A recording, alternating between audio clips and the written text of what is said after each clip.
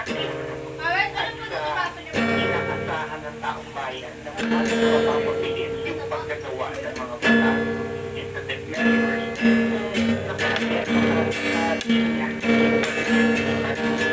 yung legislative branch.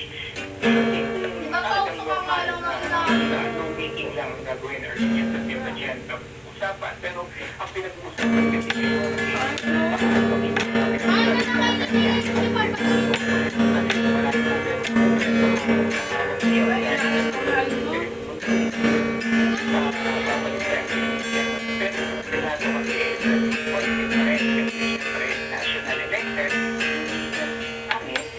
kailangan niyang mag-regain yung control niya dito sa Senate.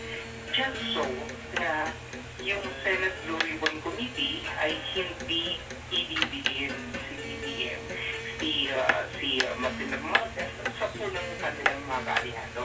So, what I'm saying is that yun ang pagina kung bakit nag-iupang hindi maganda yung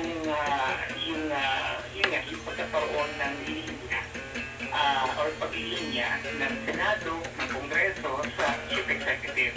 Because ang nangyayari kasi itong paglinya na to ay para sa pagkailangan, hindi sa pagpapabilis ng paggawa ng mga batas, kundi pagtatakip at sa patuloy na paglilihit ng katotohanan para hindi malaman ng taong bayan na ang talagang arkitekto at management nitong flood control at sa iba pang katiwalya sa ating bansa, walang iba kundi ang Pangulo at hindi naman ang kanyang mga kalyado. What do you differentiate now? Yung dalawang teorya na nagbabagaan, yung political survival o yung isa naman gawin mo ang tama? Paano ito?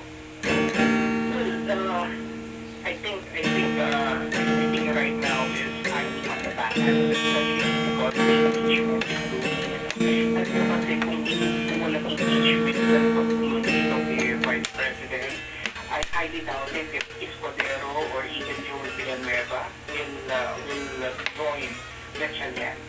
Pero kasi napag-umang impeachment at maaari na maasa sila na dahil tatanggigan ng gobyerno lahat ng resources niya para talaga mapa-impeach itong ikalawang Pangulo, baka naiisip nila na yung Duterte factor ay mawala sa equation. Pero we need to understand na kung political topic alam na usapan, BBM is already ending and it is already in the late phase of this administration for quite some time now. Papunta na siya talaga sa pagkina eventually. Pero sa dami ng pera na meron ang administration,